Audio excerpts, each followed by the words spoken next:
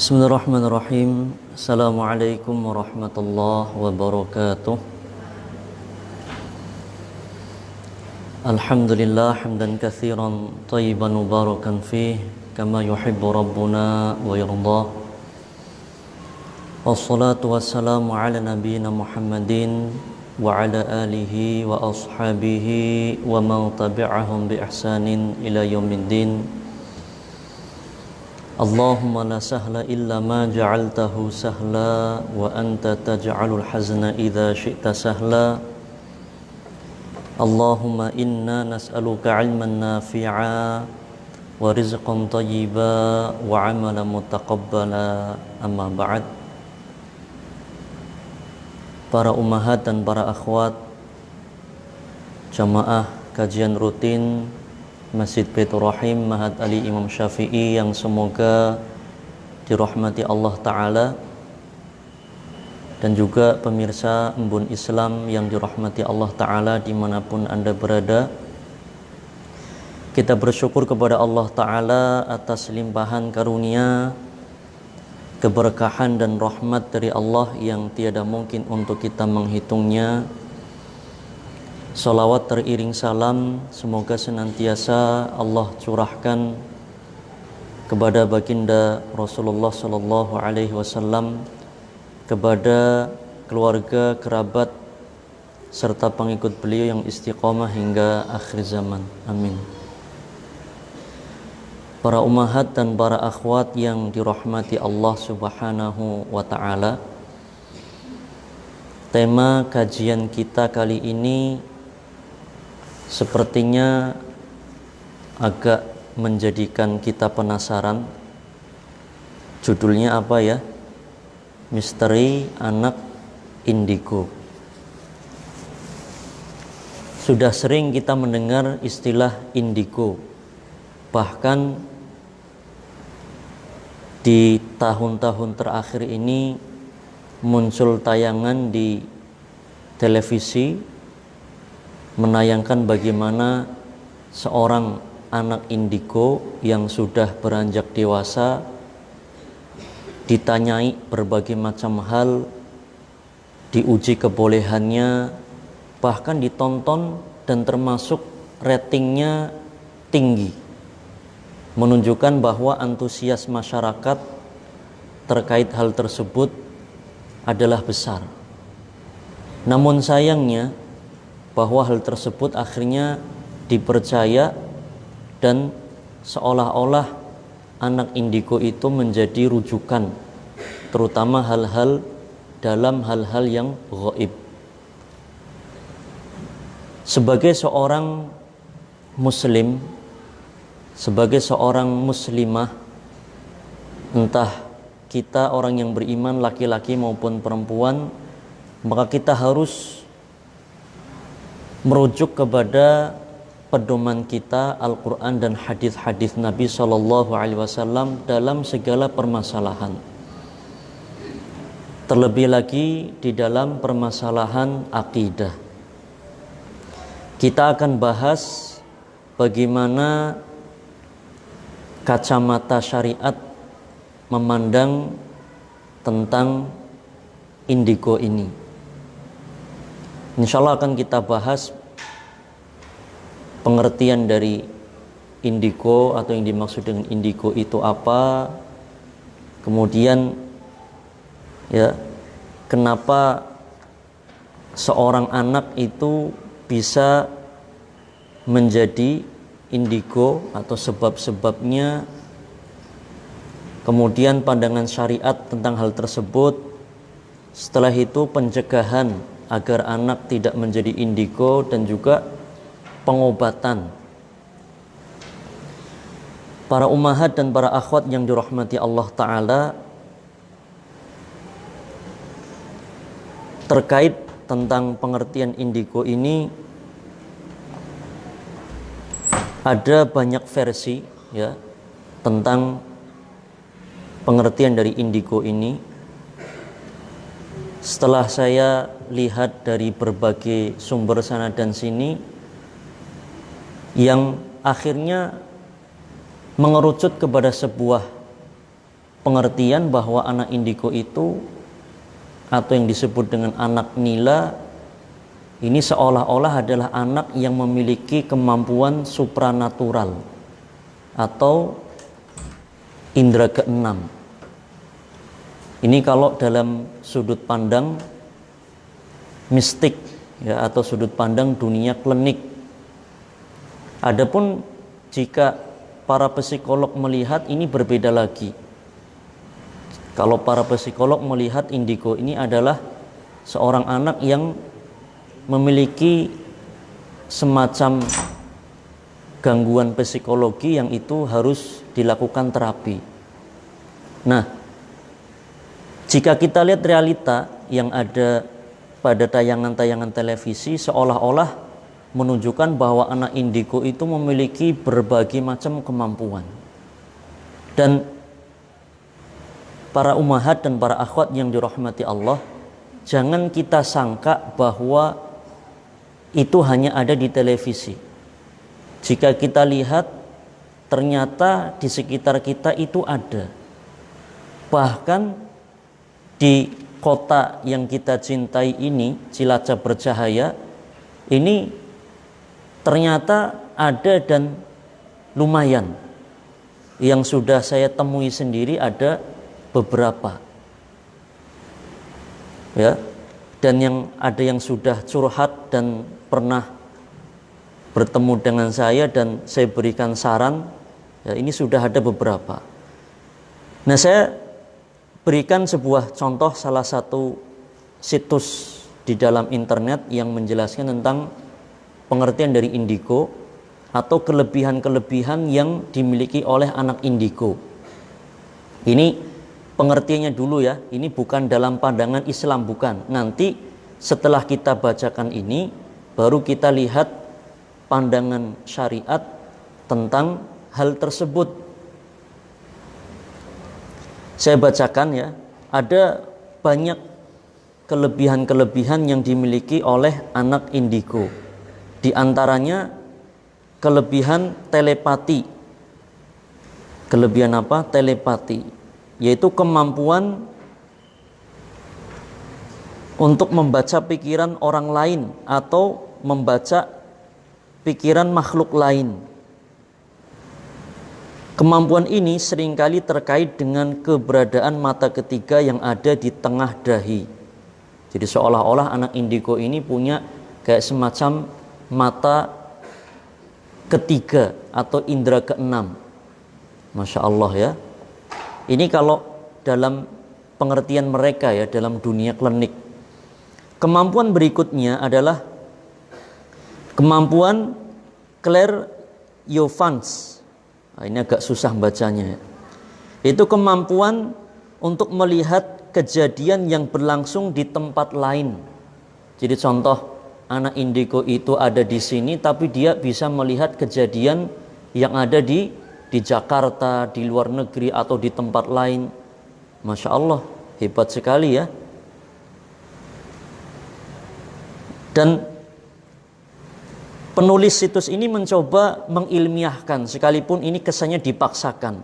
Ini karena kejadian yang sedang terjadi akan turut memancarkan gelombang aura, baik ataupun buruk.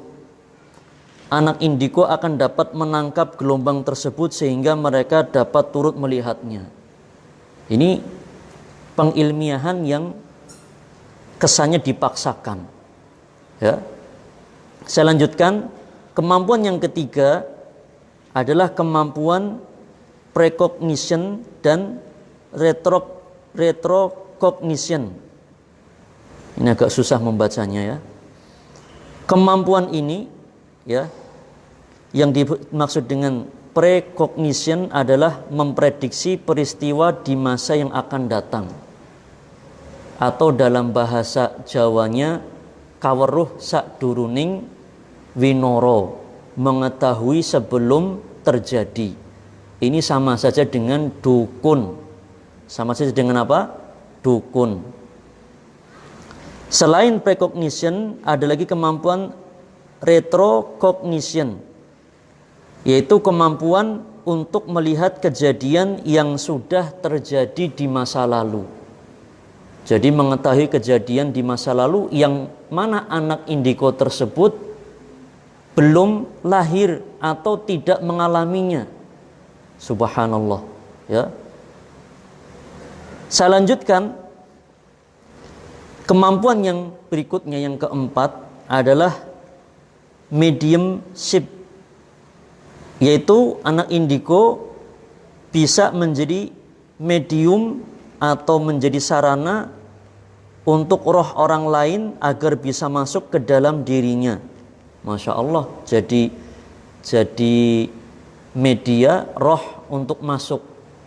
Ini dalam bahasa mereka roh, padahal aslinya adalah jin. Ya, jin yang mengaku-aku menjadi roh orang yang sudah meninggal dunia. Ini karena anak indigo bisa berkomunikasi dengan makhluk yang tidak kasat mata. Nah, ini pengertiannya. Kemudian yang kelima, kemampuan anak indigo yang lain adalah kemampuan psikometri. Apa itu psikometri?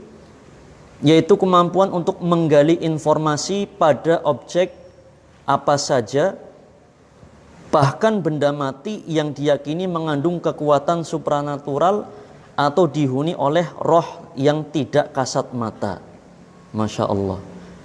Dalam tingkatan yang lebih hebat, beberapa anak indigo juga memiliki kemampuan dalam menghipnotis orang lain meskipun dari jarak jauh. Subhanallah.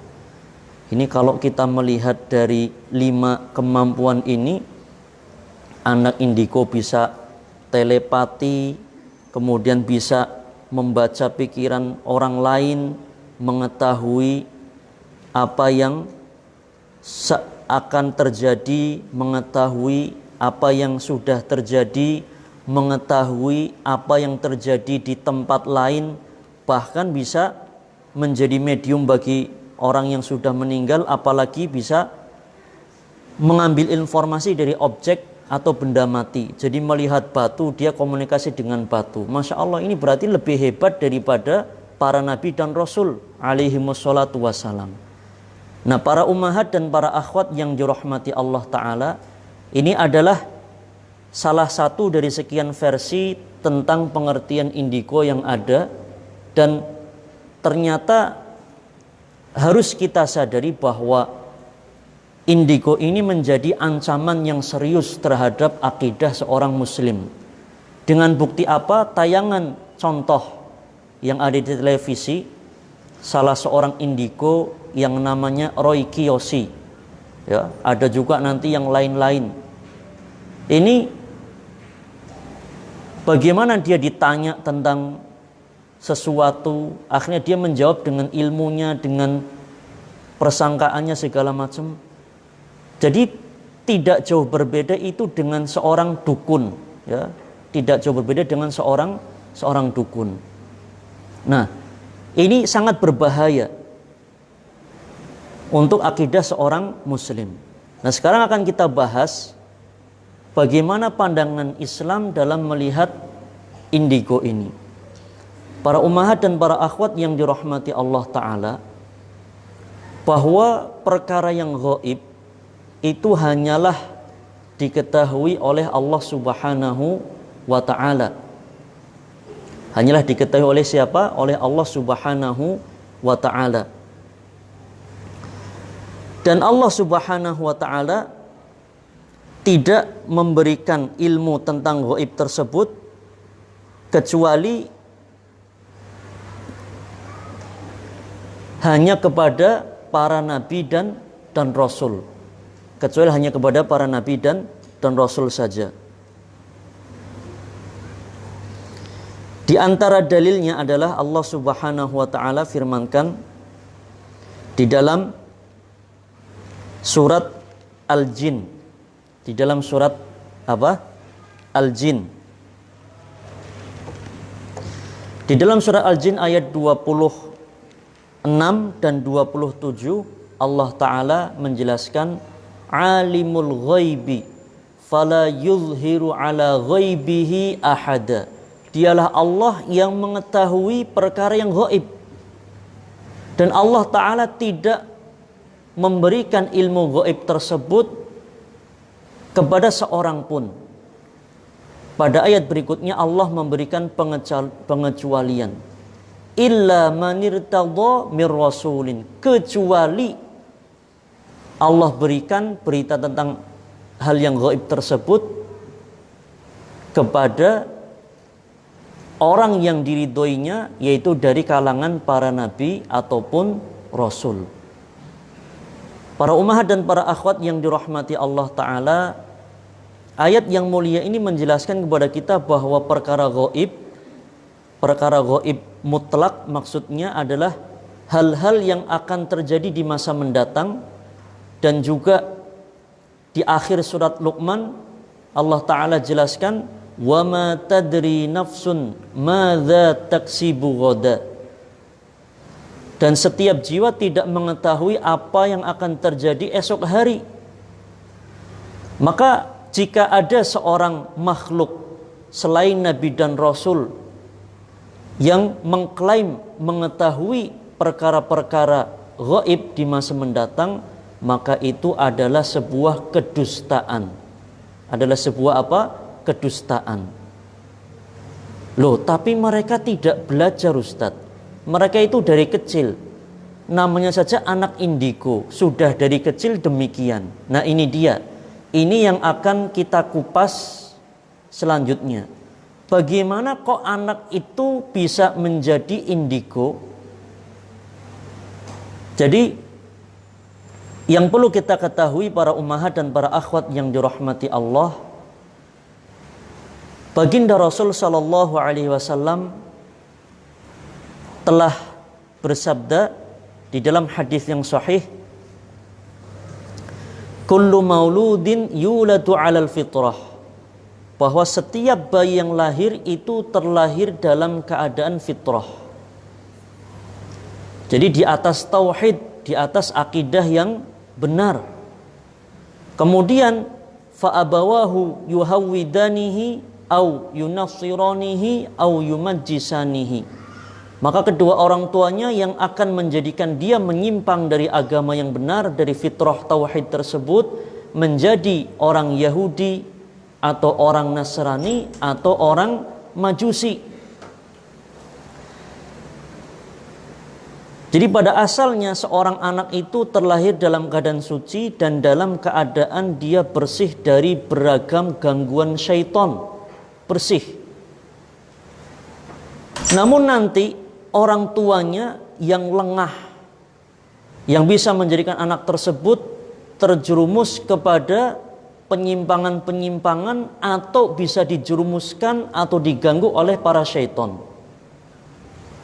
Jadi ketika seorang anak indigo itu seolah-olah bisa melihat sesuatu, ya, melihat misalkan hal-hal yang tidak dilihat oleh anak-anak lain, melihat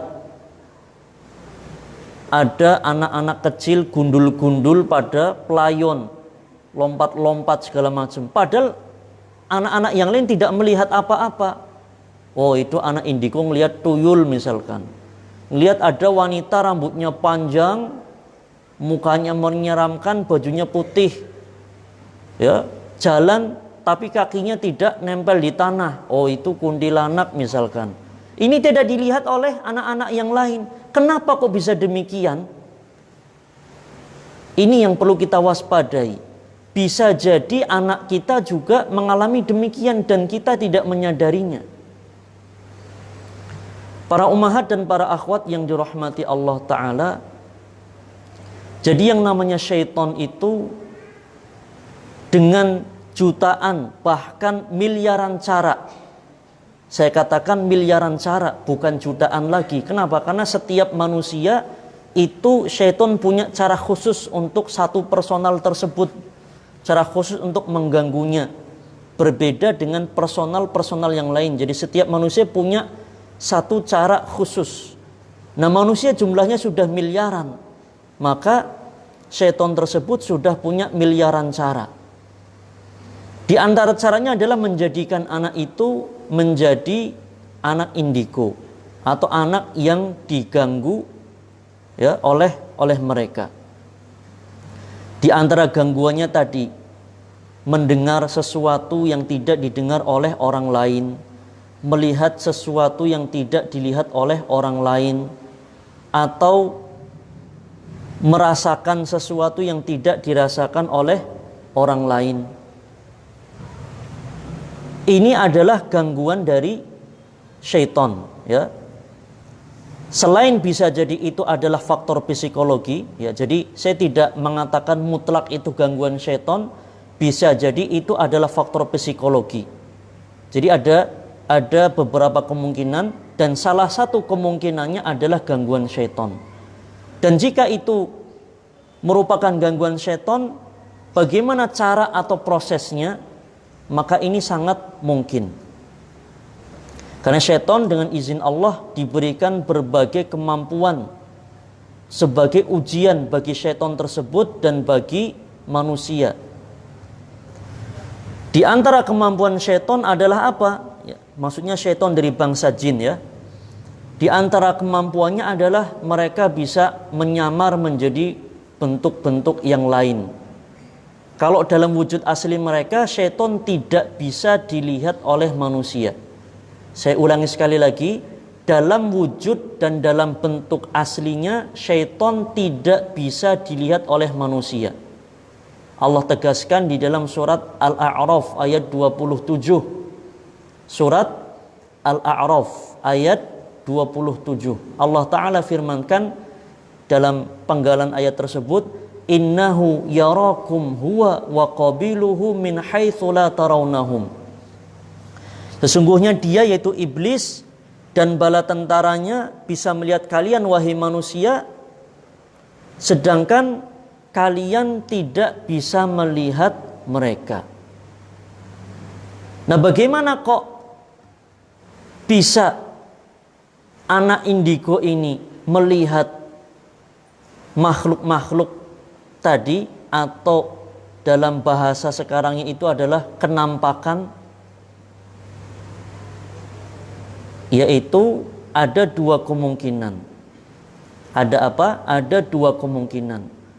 Kemungkinan pertama adalah syaitan atau jin yang kafir ini menyihir mata anak tersebut. Menyihir apa? Menyihir mata anak tersebut, sehingga dia melihat sesuatu yang tidak dilihat oleh orang lain, atau yang tidak kasat mata, atau menyihir telinganya sehingga mendengar sesuatu yang tidak didengar oleh orang lain.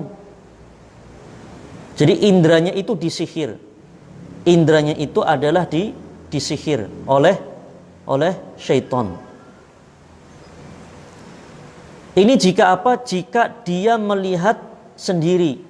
Jika misalkan ada beberapa anak atau ada beberapa orang sedang duduk-duduk bareng, ada yang melihat misalkan lagi duduk-duduk di Teluk Penyu misalkan, ya, ada banyak orang sedang duduk-duduk di pantai di Teluk Penyu. Ada satu orang melihat di atas air ada kereta kuda, kudanya ada 6. Kemudian ada size-nya, dan ada yang naik di situ adalah wanita yang cantik yang pakai kemben hijau-hijau, keretanya pun hijau. Oh, kae anak dokar nang ndur banyu. Temennya bingung, kowe ndeleng apa? Kae dokar mlaku nang ndur banyu. Sing bener bae, kae temenan kae deleng-deleng. Nah, temennya bingung. Yang lain tidak melihat, hanya dia tok yang melihat. Maka ini kemungkinannya matanya disihir. Matanya disihir. Tetapi jika yang melihat itu semuanya, semua orang melihat, tidak hanya satu atau dua orang saja, maka kemungkinannya apa? Kemungkinannya syaitan itu yang menyamar dan masuk ke alam manusia. Syaitan itu yang menyamar dan masuk ke alam manusia, sehingga ketika dia sudah masuk ke alam manusia, maka bisa dilihat oleh seluruh manusia. Dan ini contohnya ya seperti iblis la'anahullah yang pernah menyamar menjadi Suraqah bin Malik dalam perang Badar. Dan juga iblis menyamar menjadi syekh dari Najd ketika orang-orang Quraisy bermusyawarah untuk mencari cara bagaimana membunuh Rasul sallallahu alaihi wasallam sebelum beliau hijrah. Ini bisa dilihat oleh seluruh orang yang hadir di majelis itu, bisa mendengar, bisa dilihat, ya. Jadi ada dua kemungkinan. Jika hanya satu atau dua orang yang hanya bisa melihat, maka kemungkinannya orang tersebut terkena sihir atau disihir oleh jin tersebut dengan jenis sihir khoyali atau sihir hayalan. Aslinya tidak ada namun dihayalkan seolah-olah ada. Kemungkinan kedua, jika semua orang melihat, maka syaitonlah atau jin itu yang masuk ke alam manusia menyamar menjadi bentuk yang lain. Sekali lagi, bentuk yang lain, bukan wujud asli bangsa jin. Wujud asli bangsa jin tidak bisa dilihat oleh manusia. Dalilnya tadi surat Al-A'raf ayat 27.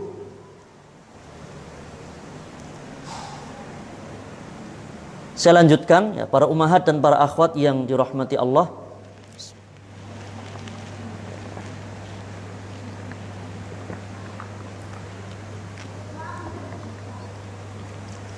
Muncul pertanyaan, lah bagaimana anak itu kok bisa melihat hal tersebut atau bisa mendengar hal-hal yang tidak didengar oleh orang lain, atau intinya bisa disihir oleh jin tadi. Nah, inilah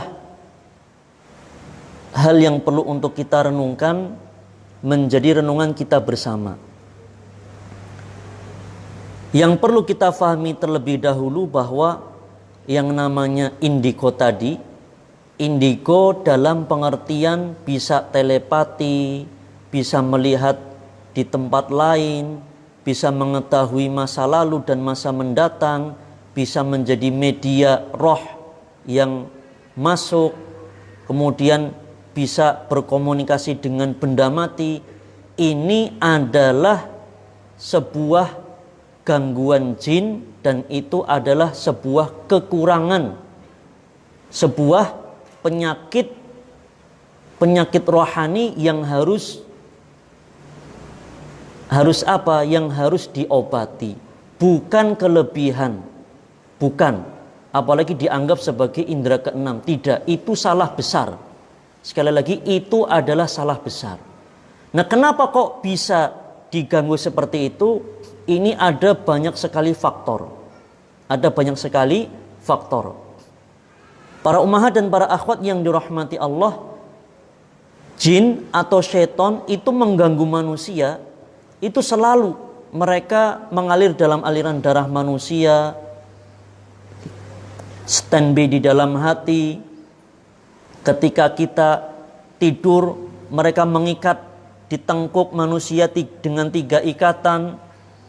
Kemudian mereka ketika kita tidur, mereka nginep di lubang hidung dan mereka mengencingi telinga. Ini banyak sekali. Ini kondisi yang istilahnya secara umum, ya, secara umum di mana banyak manusia mengalaminya. Tetapi ada kondisi-kondisi khusus ketika apa? Ketika benteng manusia itu lemah, sehingga sampai lebih dari itu, sampai pada tahap matanya disihir, sehingga apa? Sehingga melihat sesuatu yang tidak kasat mata, atau mendengar sesuatu yang tidak didengar oleh orang lain, atau ya, dia sampai dirasuki ke dalam tubuhnya. Nah, ini sebabnya banyak. Jadi mengapa jin itu bisa mengganggu manusia sampai tahap yang lebih jauh tadi? Ada banyak faktor. Ada banyak faktor. Ada faktor jin keturunan. Ada faktor jin itu dendam. Ada faktor jin itu benci. Ada faktor jin itu diganggu. Ada faktor jin itu cinta. Ada faktor jin itu dikirim. Ada juga yang faktor orang itu yang belajar sehingga dia membuka komunikasi dengan mereka, maka jin itu ahlan wa sahlan, welcome, datang dengan mudah. Nah, kasus untuk anak-anak indigo ini bisa berbagai macam jenis itu bisa. Yang paling banyak terjadi, Allah alam bisawab, adalah faktor keturunan. Adalah apa? Faktor keturunan. Kenapa? Karena jika anak kecil, ya, anak kecil itu kan masih polos, masih suci, dia belum bisa ngomong, belum bisa macam-macam, itu kok sudah sedemikian rupa bisa diganggu oleh jin. Maka dia tidak mungkin belajar sendiri, tidak. Maka faktor yang paling banyak adalah keturunan. Kok bisa Pak Ustadz? Iya. Saya coba jelaskan secara mudah dan secara logis. Begini. Ya. Para ummahat dan para akhwat, ya, semoga tidak ada yang ngantuk dan semoga konsen semua. Ya. Insya Allah nggak ada yang ngantuk ya. Faktor keturunan begini maksudnya. Coba, jin itu mereka bisa meninggal dunia, bisa mati juga, ya. Mereka bisa mati. Yang umurnya ditangguhkan sampai nanti hari kiamat itu hanya satu, yaitu nenek moyangnya, yaitu iblis. Adapun keturunannya, ya, mereka juga mati. Cuma umurnya lebih panjang dibandingkan manusia. Umurnya lebih panjang dibandingkan manusia. Nah, bagaimana penjelasan secara logis dan ilmiah dengan keturunan tadi? Sebagai contoh begini. Anggaplah jin itu berumur 500 tahun. Ya, 500 tahun. Pertanyaan. 500 tahun yang lalu berarti di Indonesia ini zaman apa? Zaman apa, Bu, Mbak? Zaman berarti sekarang 2019. 500-an tahun yang lalu berarti tahun 1519. Ya, sekitar itu. Nah, itu berarti zaman kerajaan Pajajaran, zaman kerajaan Demak Bintoro, ya, kerajaan Malaka, itu baru awal-awal Portugis datang ke Nusantara. Ya, Portugis masuk ke Nusantara tahun 1511 setelah perjanjian Tordesillas. Nah, 1500-an itu sudah mulai kerajaan Samudra Pasai, kerajaan Malaka, Demak Bintoro, Ternate Tidore, dan juga di Jawa masih ada kerajaan Hindu-Buddha, itu kerajaan Pajajaran atau kerajaan Sunda. Adapun Sriwijaya, Majapahit ini sudah pada runtuh, sudah berganti. Nah, pertanyaan Bapak Ibu, para ummahat dan para akhwat yang dirahmati Allah, di zaman itu, ya, ketika jin itu umurnya sekarang 500 tahun, berarti dia sudah ada di zaman itu. Di zaman nenek moyang kita masih di zaman Pajajaran. Kita tidak tahu agama nenek moyang kita apakah sudah Islam ataukah masih Hindu Buddha atau bagaimana.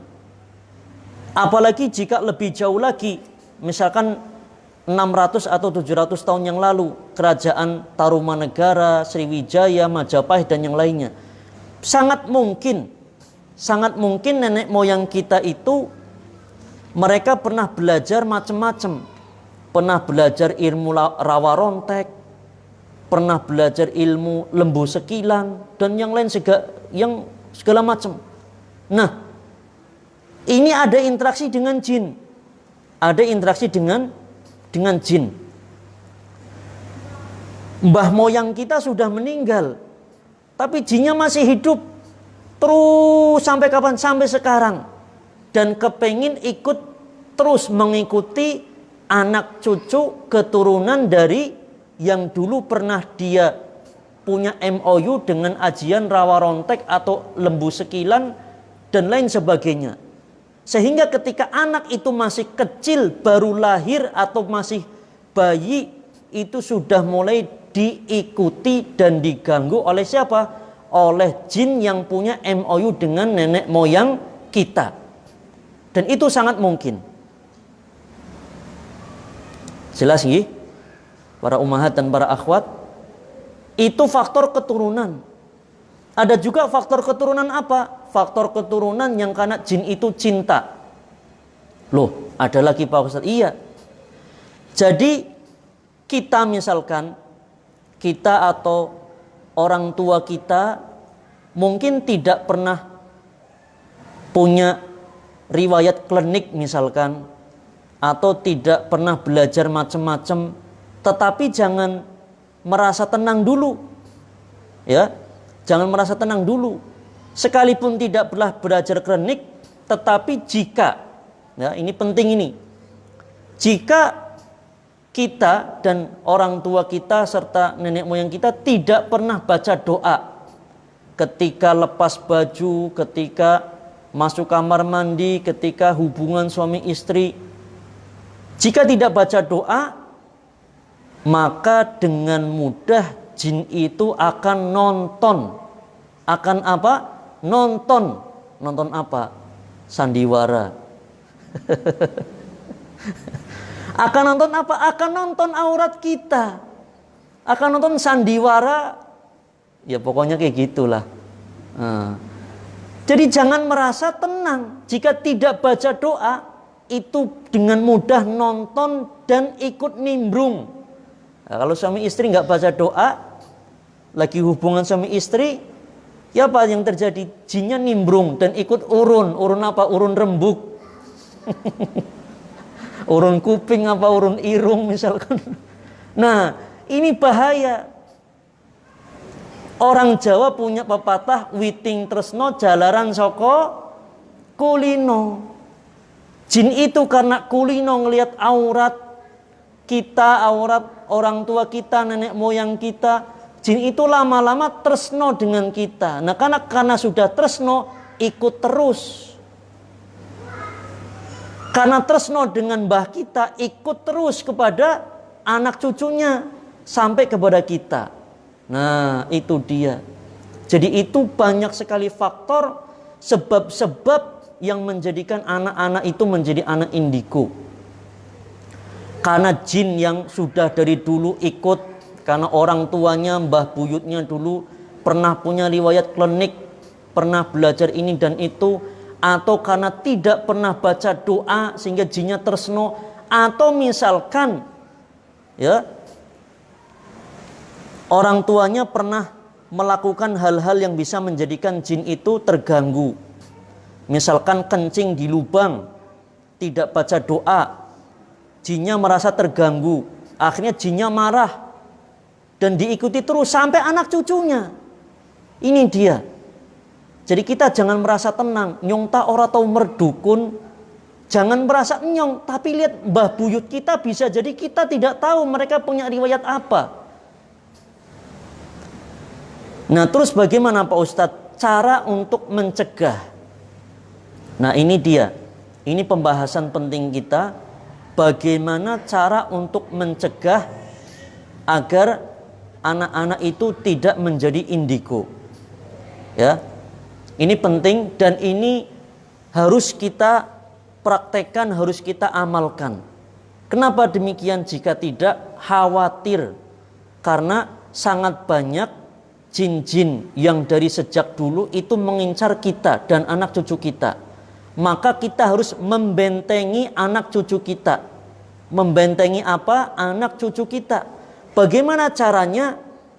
Baginda Rasul Shallallahu Alaihi Wasallam itu mengajari kepada kita, dan beliau praktek langsung.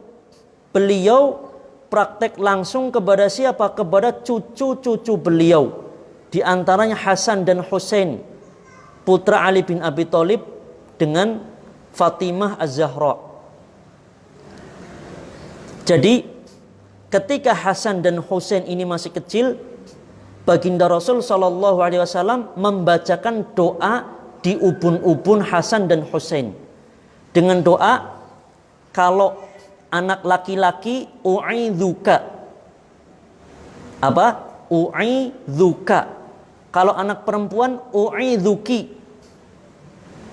Doa lengkapnya u'idzuka bikalimatillahi tammati min kulli syaitanin wa hammah wa min kulli ainil lammah.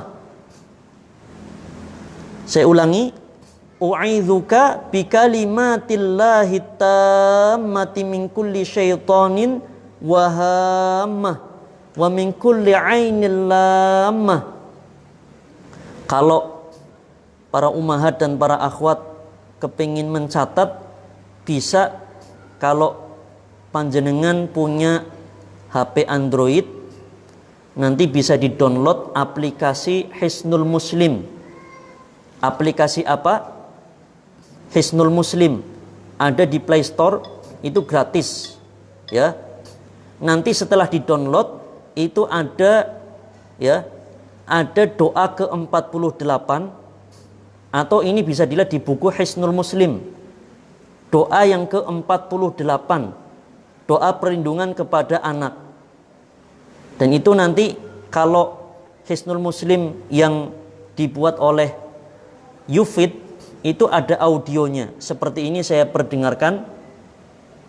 U'idzukumaa bikalimatillahi tammati min kulli syaitanin wa hammah wa min kulli.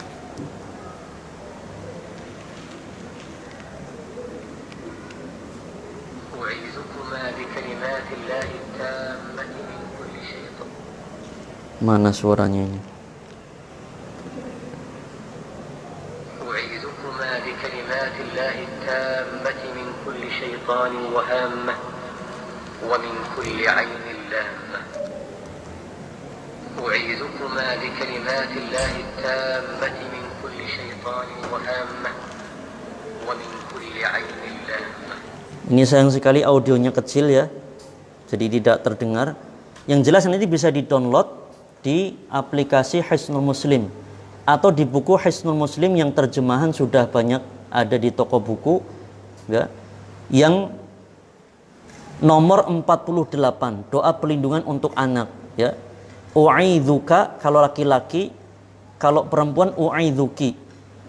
Yang dicontohkan oleh Nabi u'idzukuma, karena kepada dua anak Hasan dan Husain. Jadi u'idzukuma, aku meminta kepada Allah perlindungan untuk kalian berdua bikalimatillahi tammah, dengan kalimat-kalimat Allah yang sempurna, min kulli syaitanin wahamah, dari gangguan setiap syaitan dan gangguan binatang yang berbisa, wa min kulli ainil lamah, dan dari gangguan pandangan mata yang jahat atau pandangan mata ain atau mata hasad. Ini doa untuk memberikan perlindungan kepada anak. Ketika anak itu masih kecil, ya, kita bacakan doa ini setiap hari, pagi dan sore, pagi dan sore, pagi dan sore, terus setiap hari. Ya. Sampai kapan? Sampai anak itu bisa berdoa sendiri. Sampai anak itu bisa membaca doa sendiri, bahkan tidak ada salahnya ketika anak itu masih sudah bisa baca sendiri, kita masih membacanya. Jadi dibaca, ditiupkan di ubun-ubun. Jadi ubun-ubun itu kalau kita lihat itu bagian tubuh yang paling sensitif, yang sangat vital. Bahkan kalau kita lihat ubun-ubun anak bayi itu, dia masih kayak bolong seperti itu, dan terkadang dia kayak masih kayak bergerak-gerak, kulitnya masih naik turun, Masya Allah. Itulah pintu syaitan untuk mudah mengganggu manusia. Dan dengan pintu itu pula kita meruqyah, itu lewat ubun-ubun.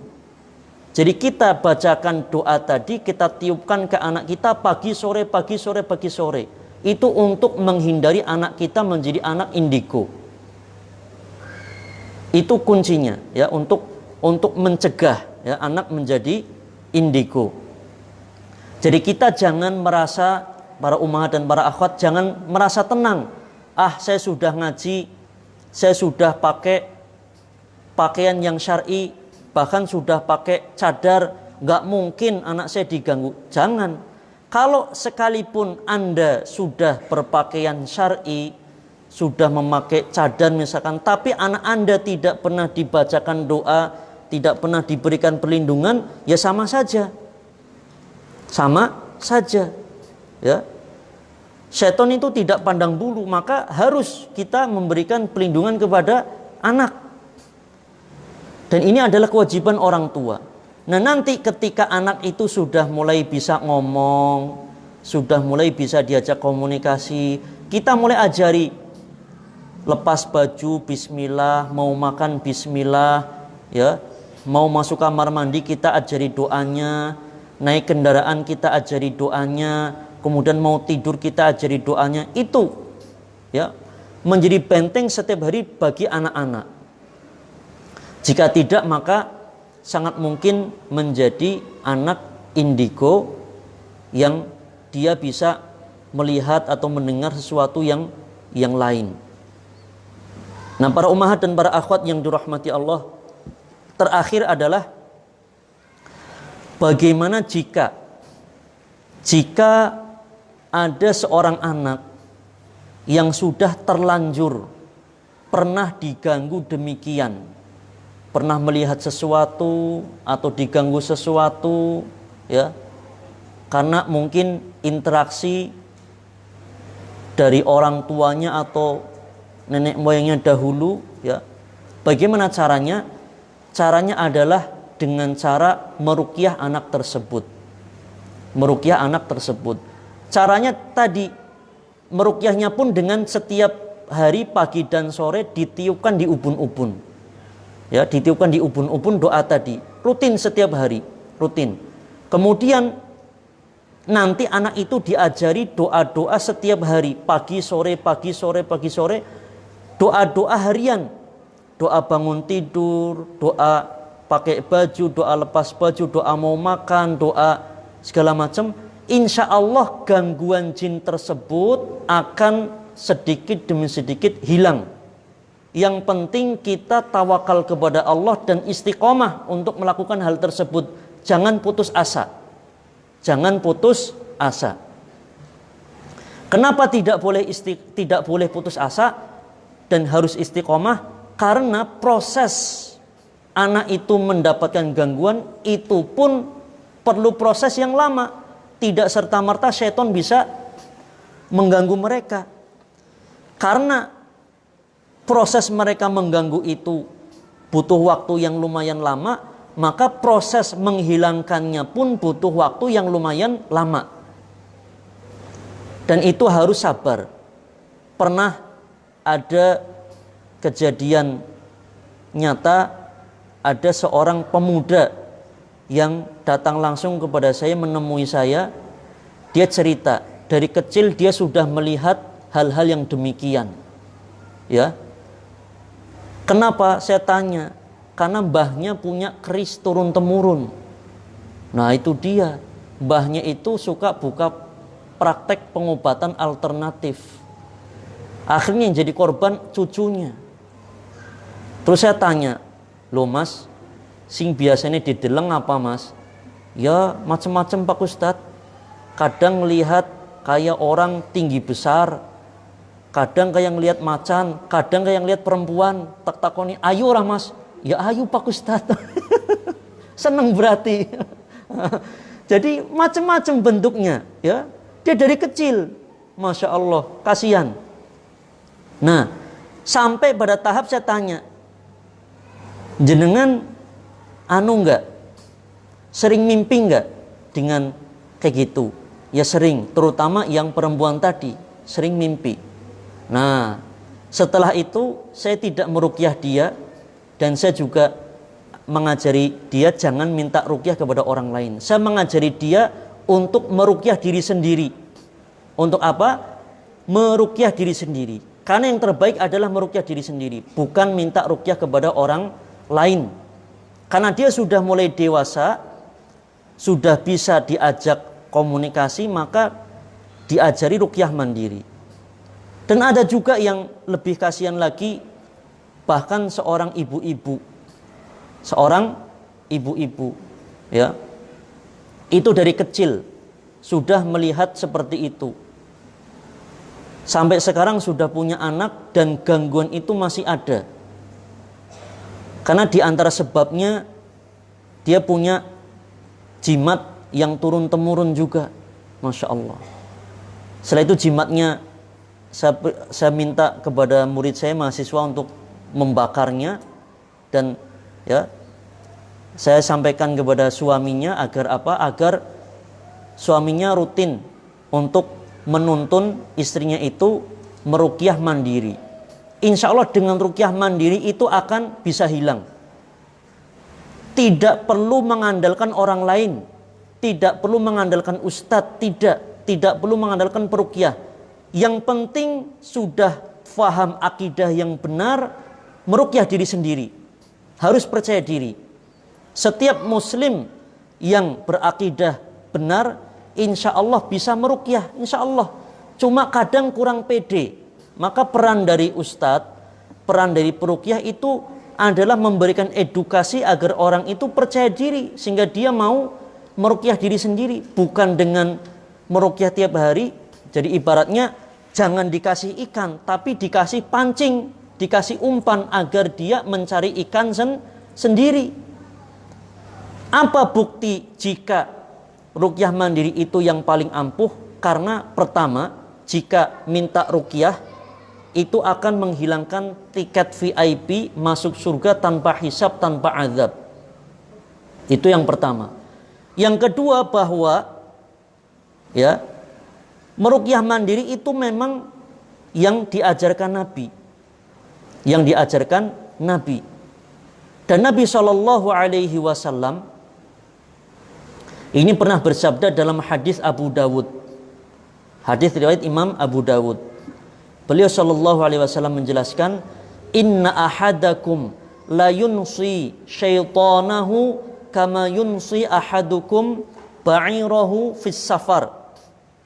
Yang artinya, sesungguhnya salah seorang di antara kalian bisa menjadikan syaitan yang bersarang di dalam tubuhnya itu menjadi tunduk. Menjadi apa? Tunduk, sebagaimana dia mendundukkan untanya di dalam perjalanan. Kenapa baginda Rasul memberikan gambaran atau ilustrasi dengan unta?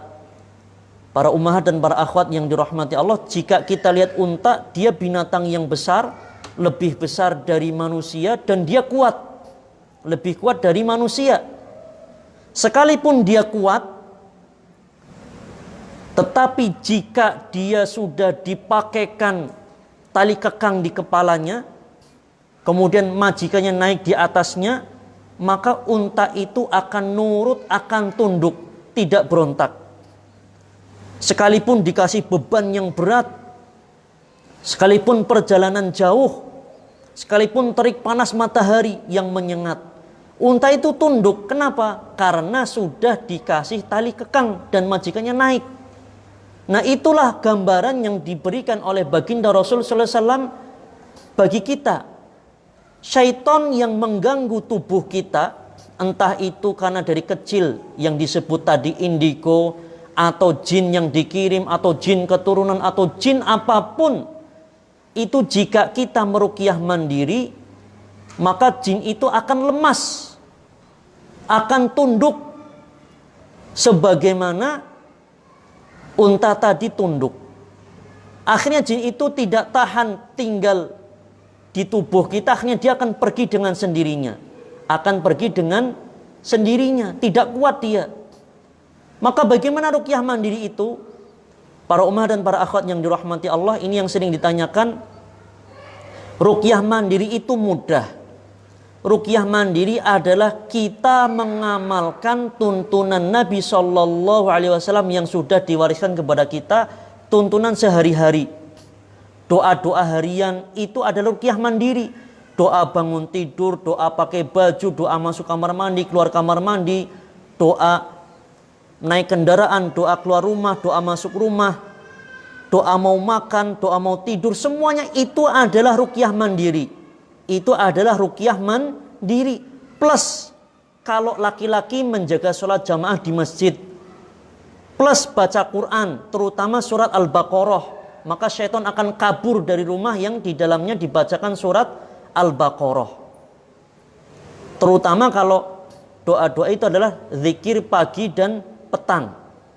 Nah, khusus untuk anak kecil adalah tadi doa yang dibacakan di ubun-ubun. Nah, itu semua jika dilakukan itu adalah ruqyah mandiri. Jadi itulah yang disebut dengan ruqyah mandiri. Membaca Quran rutin, zikir rutin, ya. Dan wabil khusus bagi para ummahat, bagi kaum wanita adalah menjaga aurat. Itu, menjaga aurat.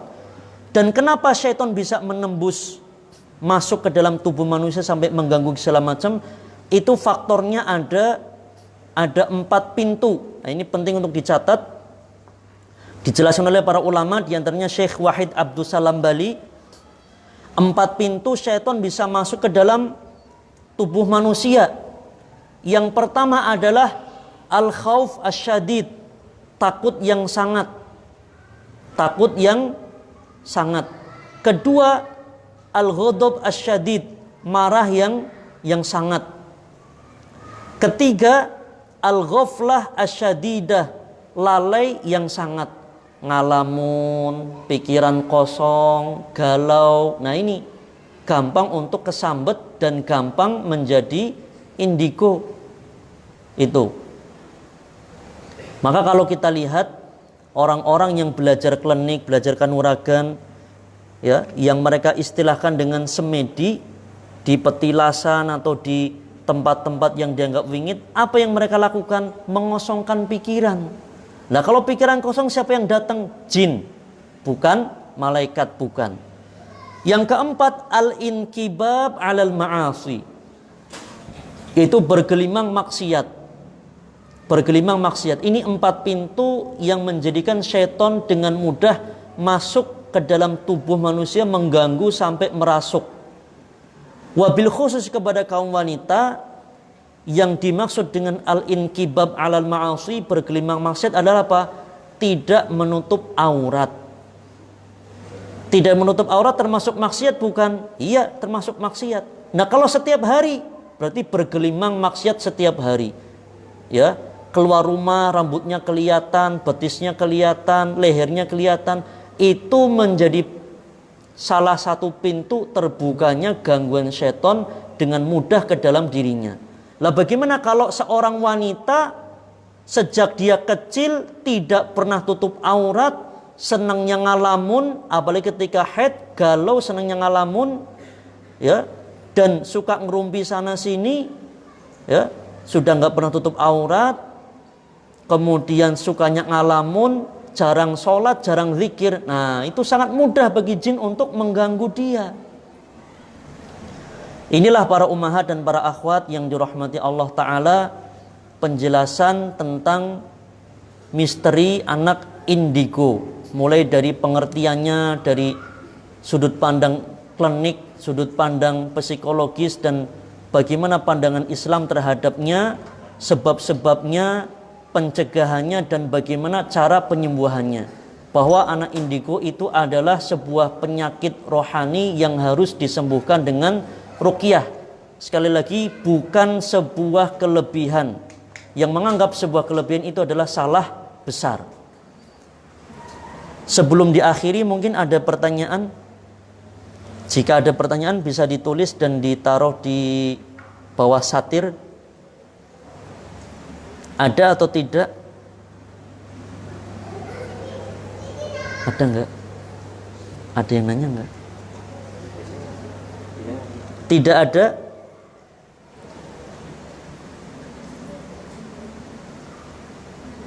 Atau enggak perlu nanya sudah tahu jawabannya? Wah, ini jangan-jangan indigo juga. Enggak usah nanya, Ustadz, saya sudah tahu jawabannya loh. Tidak ada ya? Tidak ada ya. Thayyib. Jika memang tidak ada pertanyaan, semoga apa yang telah kita pelajari ini bisa kita fahami kemudian kita amalkan. Sekali lagi satu pesan yang sangat penting dari saya pribadi, ayo para ibu, para ummahat, para akhwat, bentengi putra-putri kita dari kecil dengan doa yang tadi sudah kita jelaskan, doa yang ditiupkan di ubun-ubun. Jika belum hafal doanya bisa baca, ada di buku Hisnul Muslim.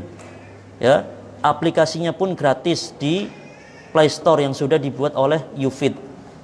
Ya, itu pesan saya dan semoga Allah Ta'ala menjaga kita dan keluarga kita serta anak cucu kita dari gangguan syaitan yang terkutuk. Dan semoga Allah menjadikan kita hamba yang istiqomah untuk mempelajari ilmu agama sampai akhir hayat kita. Mohon maaf atas segala kekurangan. Kita akhiri dengan doa kafaratul majlis. Subhanakallahumma bihamdika asyhadu an la ilaha illa anta astaghfiruka wa